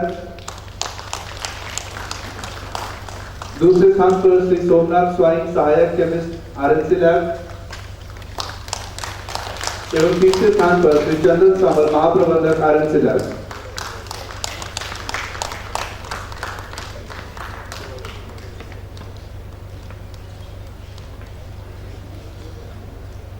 Zone 8 की ओर बढ़ते हुए प्रथम स्थान पर है सुश्री सुधा कुमारी, वरिष्ठ तकनीशियन END। दूसरे स्थान पर श्री शिवम साव, ACTT EMG। एवं तीसरे स्थान पर श्री आनंद प्रकाश, ACTT EMD।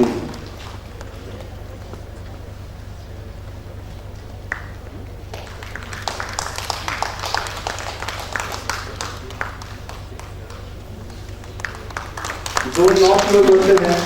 प्रथम स्थान पर है सुश्री प्रज्ञा नाथ, सहायक प्रबंधक सुरक्षा इंजीनियरिंग। दूसरे स्थान पर श्री अमिताभ ठाकुर, सुरक्षा निरीक्षक सुरक्षा इंजीनियरिंग। एवं तीसरे स्थान पर Shri Rashmi Ranjan Raut, FFB fire service.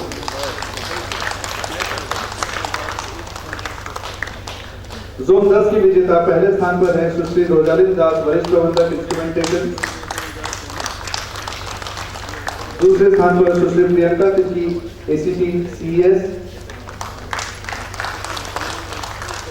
एवं तीसरे स्थान पर श्री शिव प्रसाद पंडा, मास्टर टेक्नीशियन इंस्ट्रूमेंटेशन।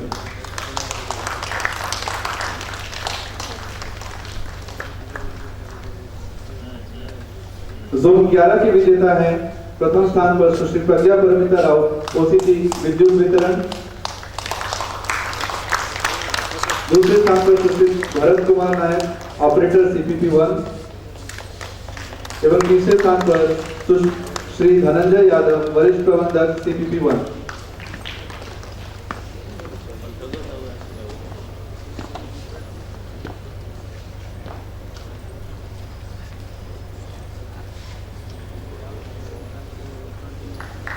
बढ़ते हैं जोन 12 की ओर। पहले स्थान पर है श्री देवेश, ACTT RSC। दूसरे स्थान पर सुश्री सौम्या स्वागतिका, सहायक महाप्रबंधक डिजाइन। एवं तीसरे स्थान पर श्री गोविंद जेना, कनिष्ठ प्रबंधक शॉप्स RSM।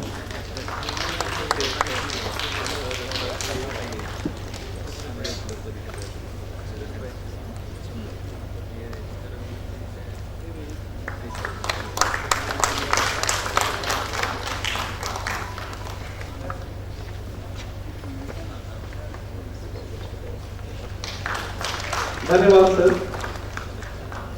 अब मैं अनुरोध करूंगा कार्यपालक निदेशक मानव संसाधन निरुद्ध परियोजना श्री तरुण मिश्रा जी को हमारे विजेताओं को पुरस्कृत करें। जोन 13 के विजेता पहले स्थान पर है श्री B सूर्य भरत, सहायक प्रबंधक क्रेन मेंटेनेंस। दूसरे स्थान पर श्री दुखी श्याम सोरेन, प्रबंधक क्रेन मेंटेनेंस। एवं तीसरे स्थान पर श्री RK शर्मा, सहायक महाप्रबंधक क्रेन मेंटेनेंस।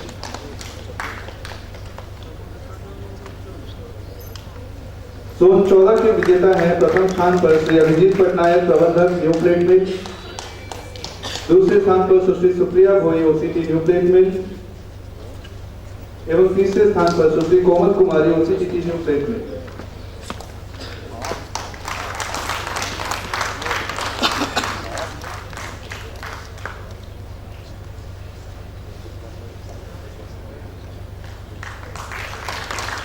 जोन 15 की ओर बढ़ते हैं। पहले स्थान पर है श्री प्रमोद कुमार साहू, MONT प्लेट मिल। दूसरे स्थान पर सुश्री रश्मि रानी राउत SAW प्लेट में एवं तीसरे स्थान पर सुश्री अर्पिता नायक OCG प्लेट में।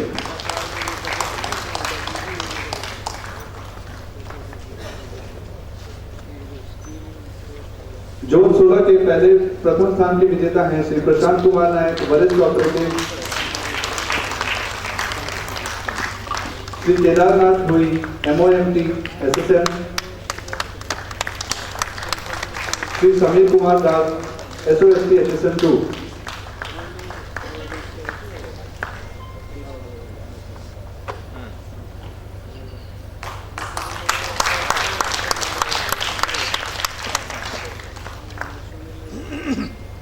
जोन 17 की ओर बढ़ते हुए पहले स्थान पर हैं श्री बापीना नायक OCG ERWPP,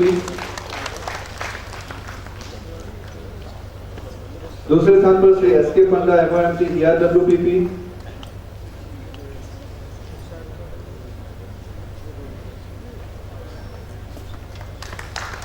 एवं तीसरे स्थान पर श्री अवनी देवरा वरिष्ठ ऑपरेटर SWPP।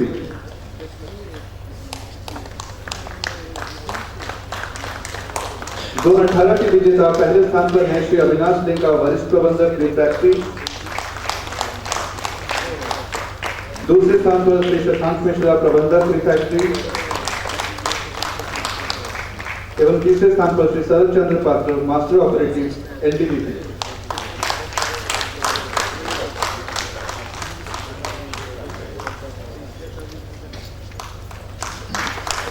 जोन 19 के विजेता पहले स्थान पर हैं श्री आयुष्मान साहू OCG CP2, दूसरे स्थान पर श्री मनोरंजन बेहरा उप प्रबंधक,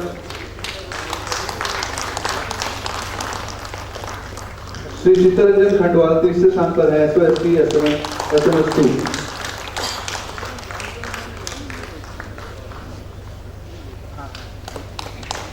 जोन 30 के विजेता प्रथम स्थान पर है Shri Sumit Kumar OCG blast furnace, zone 20 के विजेता पहले स्थान पर Shri Sumit Kumar OCG blast furnace, Shri Deepak Kumar Das technician blast furnace द्वितीय स्थान पर एवं तृतीय स्थान पर है Shri Sushant Banerjee technician blast furnace.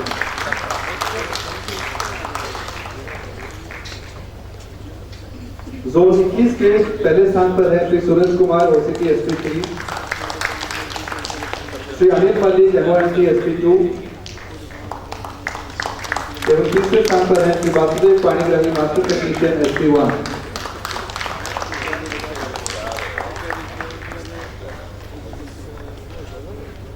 Zone 22 के पहले स्थान पर है श्री केदारनाथ प्रधान कनिष्ठ प्रबंधक RMSP,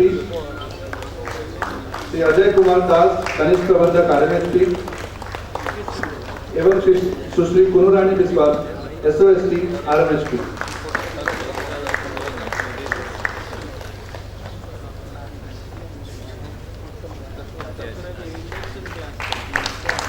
जोन 23 के पहले स्थान पर है श्री सुजीत कुमार पांडे वरिष्ठ प्रबंधक पॉलीकेमिकल, श्री दीपक कुमार देव ऑपरेटर कोकोवन एवं श्री भरत कुमार दलबेहरा OCG कोकोवन।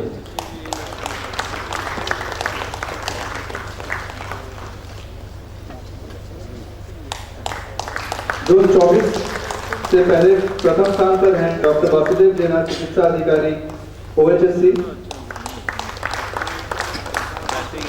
दूसरे स्थान पर श्री सुरेंद्र कुमार स्वाइन वरिष्ठ लैब टेक्नोलॉजिस्ट IGH एवं तीसरे स्थान पर है श्री मनीष चौधरी फार्मासिस्ट IGH।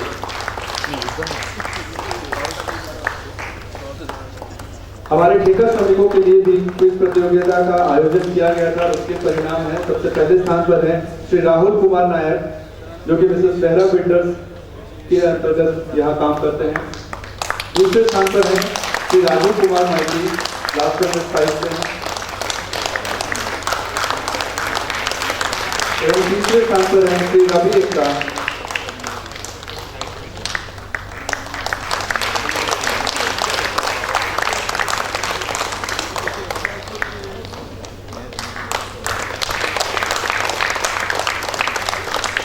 धन्यवाद सर। राजभाषा की ओर से आरएसटीवी में हिंदी एवं ओडिया कविता पाठ का आयोजन किया गया था। हम सम्मानित करेंगे उन सभी कवियों को जो कविता के माध्यम से खुद को शेर आरएसटी से जोड़ते हैं। अब मैं निवेदन करना चाहूंगा हमारे मुख्य अतिथि श्री एस.आर. सूर्यवंशी जी से, कार्यपालक निदेशक संकार्य, की हमारे सभी विजेताओं को पुरस्कृत करें। ओडिया हिंदी कविता पाठ पहले श्री हिमांशु मिश्रा हिंदी कविता इन्होंने पढ़ा था। वरिष्ठ प्रबंधक ऊर्जा प्रबंधन विभाग, उनकी तरफ से सुश्री खुशबू मिश्रा उनका पुरस्कार प्राप्त करेंगी। श्री आर किरण हिंदी में इन्होंने कविता पढ़ा था। कविता का शीर्षक था क्या मैं हार गया। महाप्रबंधक आरएसटी लैब। श्री दीपक कुमार जी ने हिंदी में कविता पढ़ा था आरएसटी मेरी पहचान।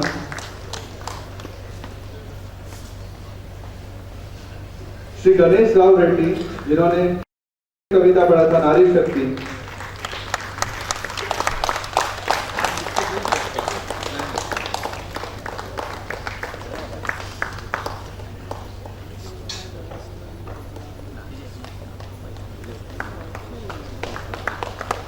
श्री विक्रम सिंह इन्होंने हिंदी में कविता पढ़ा था इस्पात से सी। वरिष्ठ प्रबंधक ग्लास फर्नेस।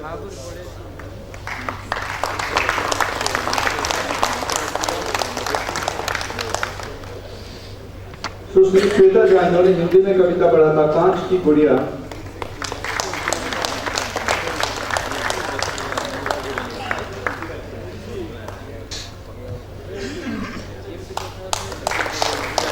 श्री त्रिलोचन स्वामी इन्होंने ओडिया में कविता पढ़ा था अगस्त 15। श्री प्रताप रुद्र त्रिपाठी मो कविता मोर अवतरा इन्होंने ओडिया में कविता पाठ किया था।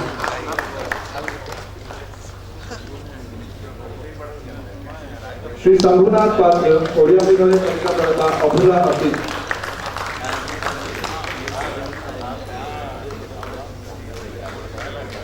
सुश्री नवनीता जेना इन्होंने ओडिया में कविता पाठ किया था आमो इस्पात नगरी राउतेला।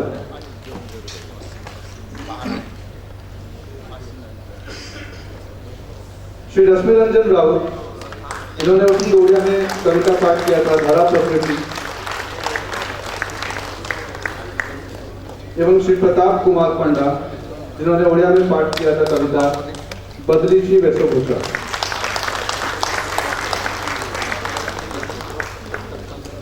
अब हम बुलाना चाहेंगे इस कविता पाठ के संचालिका सुश्री सुस्मिता महापात्र जी को।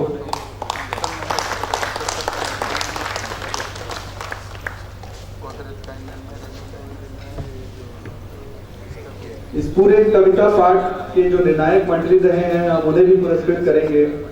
मैं बुलाना चाहूंगा श्री टी.के. यादव सहायक महाप्रबंधक CNIT से,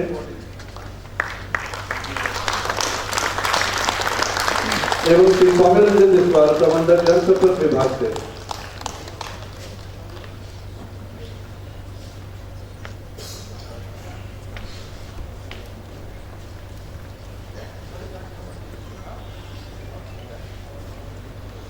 आज के इस अवसर पर हम सबको एक मधुर गीत से मोहित किया था श्री विनय महांती जी को मैं उन्हें भी बुलाना चाहूंगा मंच पर।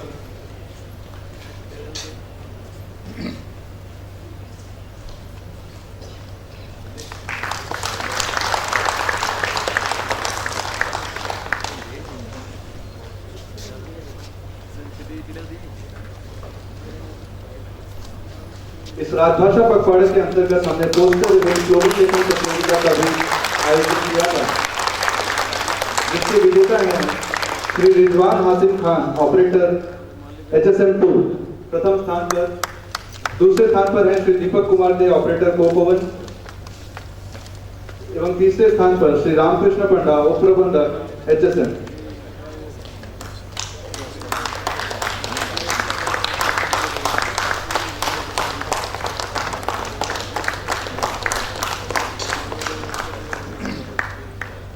इसी दौरान हमने हिंदी कहानी ट्रांसलिटरेशन यानी कि लिप्यंतरण प्रतियोगिता भी किया था, जिसके विजेता रहे हैं श्री हिमांशु मिश्रा वरिष्ठ प्रबंधक ऊर्जा प्रबंधन विभाग। दूसरे स्थान पर है सुश्री डी शकुंतला रेड्डी सहायक महाप्रबंधक HSM। एवं तीसरे स्थान पर है श्री मनीष कुमार सहायक महाप्रबंधक परियोजना।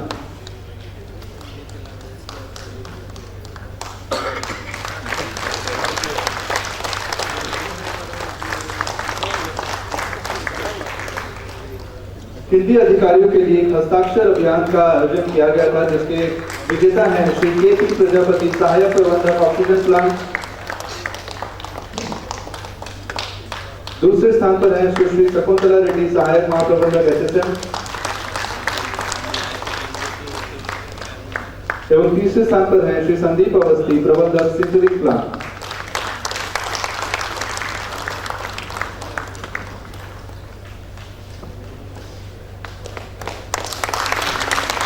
पखवाड़ा के अंतर्गत हमने स्कूली बच्चों के लिए भी आयोजित क्विज प्रतियोगिता का आयोजन किया था, जिसके परिणाम हैं प्रथम स्थान पर श्री आदित्य राज बर्दिया, IMS सेक्टर 20 के क्लास 6C के छात्र हैं।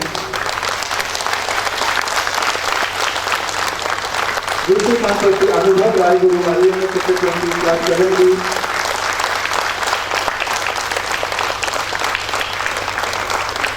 तीसरे स्थान पर हैं Shri Anshu Saraswati Brihaspati Ahmad.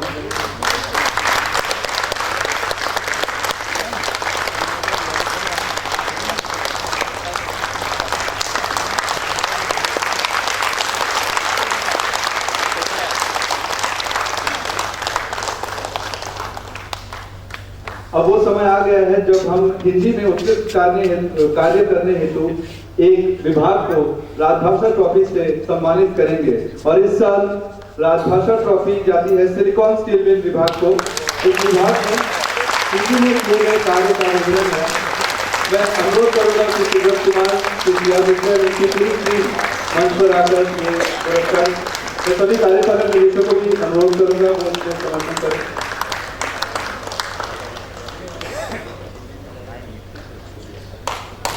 Silicon steel mill में NFDA सुरक्षा विवरण का हिंदी में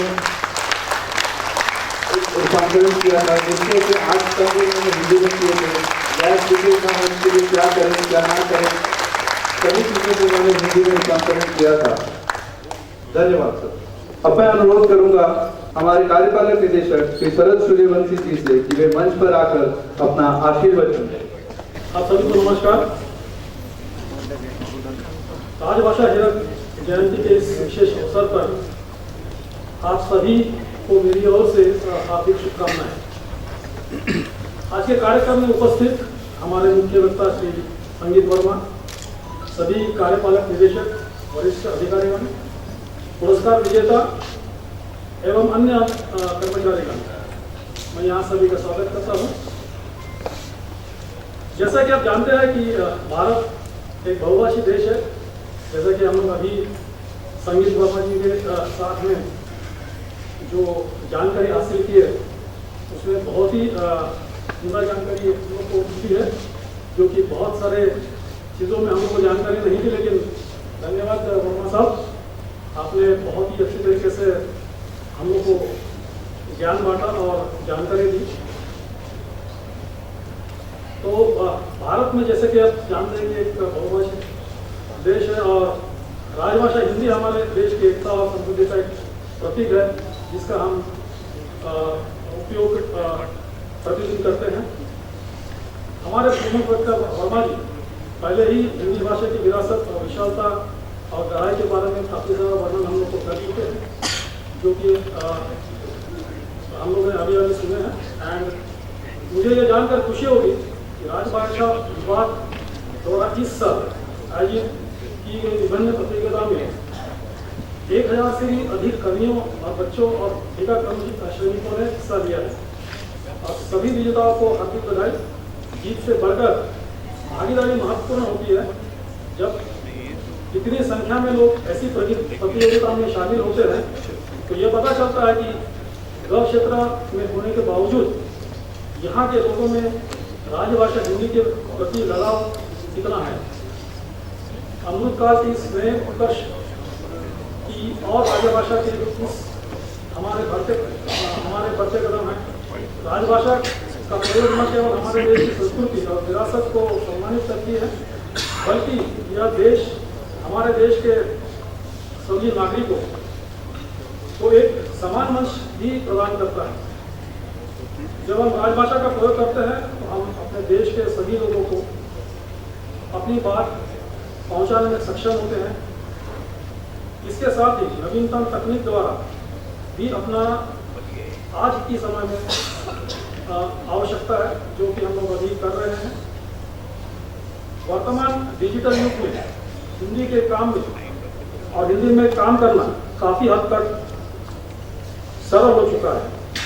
ऑनलाइन अनुवाद, ऑनलाइन शब्दकोश और आर्टिफिशियल इंटेलिजेंस के व्यवहार से हम आसानी से और कम समय में अपने आर्टिफिशियल कार्यों को, सभी कार्यों को हिंदी में भी प्रयोग कर सकते हैं।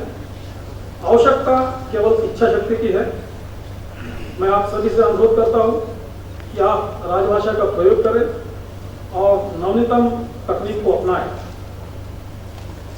आइए संकल्प आज ये कि समस्त अधिकारी और कर्मचारीगण अपना कार्यालयीय कार्य राजभाषा हिंदी में करने का प्रयत्न करें और इस्पाती इरादे के साथ राष्ट्र की गरिमा को वैश्विक रूप से शिखर पर स्थापित करें। पुनः हिंदी दिवस की शुभकामनाओं के साथ जय हिंद।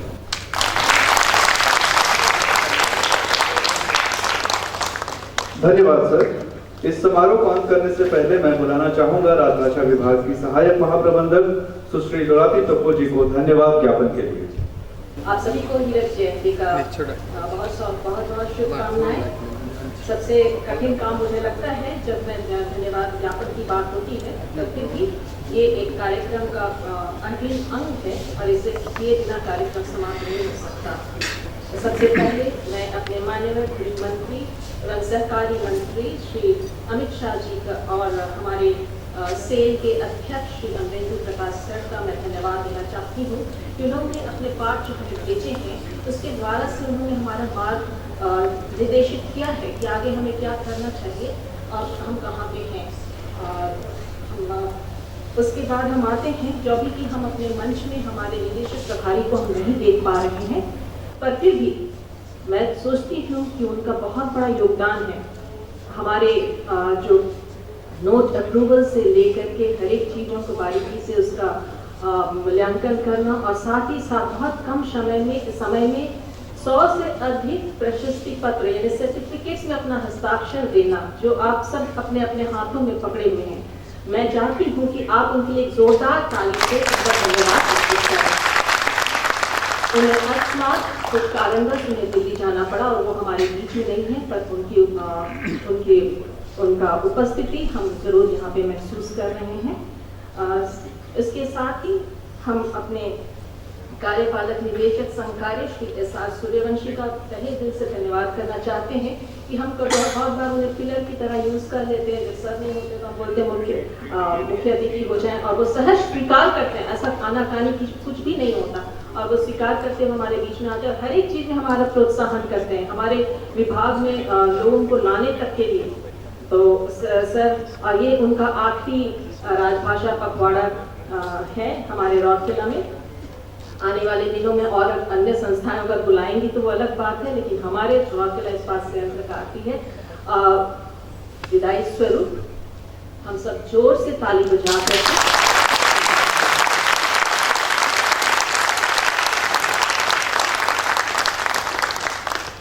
साथ ही साथ मैं धन्यवाद देना चाहती हूँ हमारे कार्यपालक निदेशक मानव संसाधन सह अतिरिक्त प्रभार कार्यपालक निदेशक परियोजना श्री तरुण मिश्रा जी को, जिन्होंने OD और PIS के माध्यम से हमें 200 लोगों की उपलब्धता सुनिश्चित करवाई है और बहुत सारी चीज़ों में वो हमारा सहायता वो करते रहते हैं। सर आपका भी बहुत बहुत धन्यवाद। इसके साथ ही हम अपने कार्यपालक निदेशक वित्त एवं लेखा श्री A.K. बेहुरिया सर, आपका भी बहुत बहुत धन्यवाद, क्योंकि अगर आप अपना पोर्टली ना खोले तो हम इस बड़े कार्यक्रम को हम चला नहीं सकते।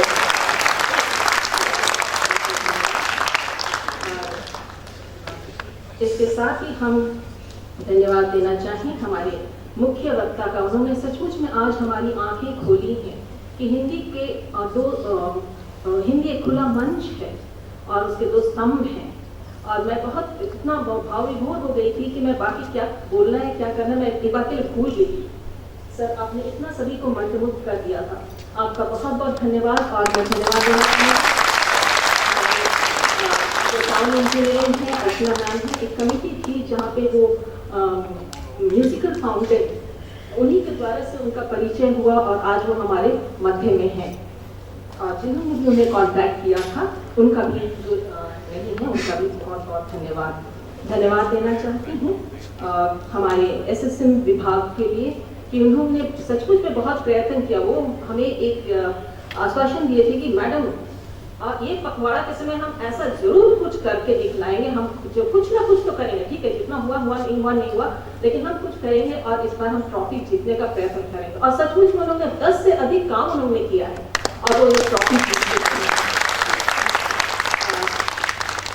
मैं सभी मुख्य महाप्रबंधक एवं विभागाध्यक्षों का भी अपना आभार व्यक्त करती हूँ जिन्होंने प्रतियोगिता में सहज अपने लोगों को अनुमति दी और वो भाग ले सके और आज हम इस कार्यक्रम को देख सकते हैं। अगर आपकी अनुमति नहीं होती तो हम इस कार्यक्रम को देख नहीं पाते कितने सफलतापूर्वक।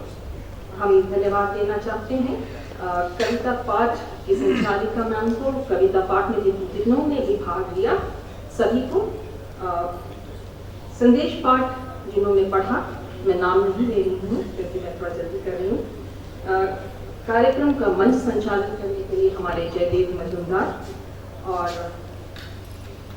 विनय महांती जी को मैं नहीं भूलूंगी क्योंकि आपने बहुत सुंदर तरीके से आपने कार्यक्रम का शुभारंभ किया और वो आवश्यक है कि हम एक ऐसे आध्यात्मिक, जैसे सर ने कहा कि हमें एक इसको यहाँ से जोड़ना है और वो काम आपने किया है, इसलिए आपका बहुत बहुत धन्यवाद देना चाहती हूँ हमारी राष्ट्रीय मैम का और ज्ञानार्जन एवं विकास विभाग की पूरी टीम का। उनका सहयोग के बिना आप ये मंच पे इतना सुसज्जित और इतने सुचारू रूप से आप नहीं देख पाते, तो मैम और आपकी पूरी टीम को बहुत बहुत धन्यवाद। हमारा परिवहन विभाग को, कम्युनिकेशन इंजीनियरिंग डिपार्टमेंट को, छोटी छोटी चीज़ है पर ये बहुत महत्वपूर्ण है क्योंकि इसके बिना ध्वनि नहीं आए तो आप भी सुन नहीं पाएंगे। तो ये छोटी छोटी चीज़ों का ख्याल रखने के लिए सभी को धन्यवाद। जिन्होंने ई पत्रिका में अपनी भागीदारी दी और पत्रिका को अलंकृत किया है उनका भी बहुत बहुत धन्यवाद। और साथ ही साथ साई केटरिंग को, फोटो वीडियो टीम को, हमारे जनसंपर्क विभाग और राजभाषा विभाग के सभी सदस्यों को जो मंच के ऊपर मंच के नीचे से उन्होंने अपनी भागीदारी दी है, सहयोग दिया है, सभी को धन्यवाद। और धन्यवाद आखिरी में मैं देना चाहूँगी हमारी मैडम श्रीमती अर्चना सतपति जो हमारे महाप्रबंधक जनसंपर्क एवं संचार मुख्य है, वो हर एक चीज़ों का बारीकी से निरीक्षण करती हैं, हर एक चीज़ों का ध्यान रखती हैं और इसका भी उन्होंने ध्यान रखा है। आपका स्वागत भाषण के लिए भी आपको बहुत बहुत धन्यवाद और यहीं पे मैं अपना धन्यवाद देता हूँ।